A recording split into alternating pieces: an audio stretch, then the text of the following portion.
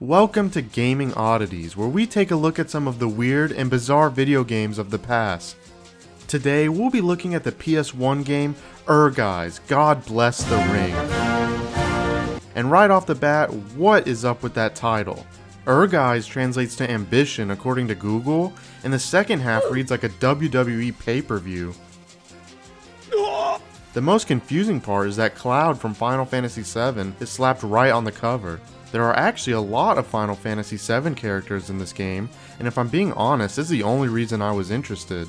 I genuinely had no idea what I was in for, and after playing it, I still have no fucking clue what this game is.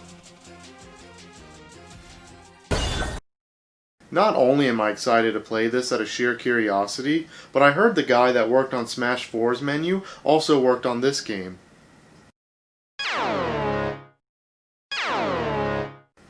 Damn, he's good. So to start off, we have the main arcade mode.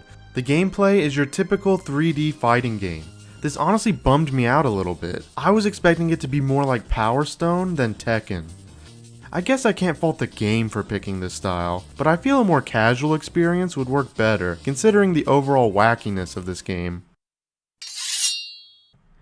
Hey Cloud, I think this is against the WWE rules. There honestly isn't much to say about the arcade mode. I couldn't be bothered to look up how to do any of the special moves, so really I was just button mashing.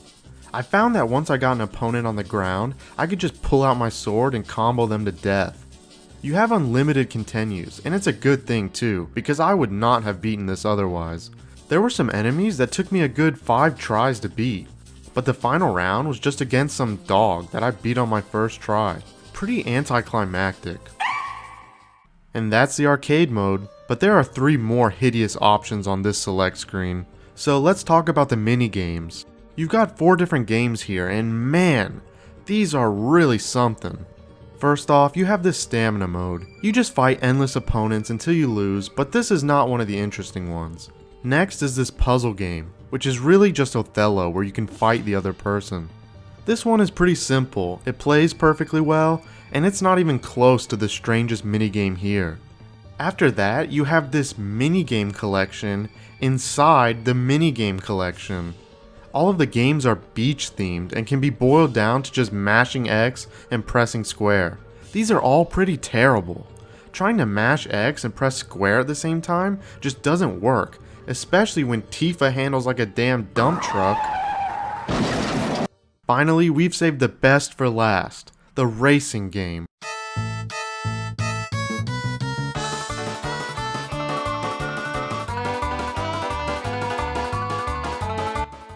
What the hell am I looking at? Not only are you racing, but you're racing on foot in a wrestling ring. You just run around in a circle the entire time and punch the other player. And it controls like ass because Cloud won't keep his eyes on the damn road. Who thought of this idea? Who thought of any of these ideas?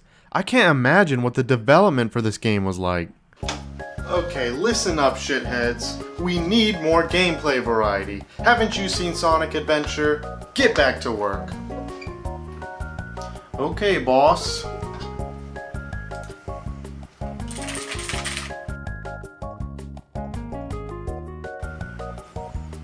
Yes.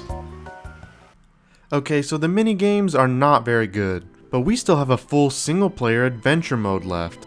And you know what? It's a roguelike dungeon crawler. Of course it is. Unfortunately though, it's a pretty bad one. You'd think that maybe it would have the same combat as the arcade mode, but no, it's a completely new and extremely bland combat system. Your whole goal is to just travel through these rooms that look exactly the same and try to find the staircase that leads to the next floor. This mode is so fucking boring. I did 5 separate runs of this mode and didn't find a single boss. After that, I was just done. There are some shops and NPCs to interact with, but I'm sorry, I could just not give 2 shits about what was going on. For this being the main adventure mode, I was severely disappointed. So yeah, this game is a mess. They tried to do way too many different gameplay styles. The minigames are one thing, But how can you have a 3D fighting game where the main adventure mode is a completely different genre? So would I recommend this game? Maybe if you have some friends that want to play an old school 3D fighter with some Final Fantasy VII fan service. But as a single player experience, it does not hold up and I would not recommend it. Maybe emulate it for curiosity's sake, but I wouldn't pay the $50 to own this game.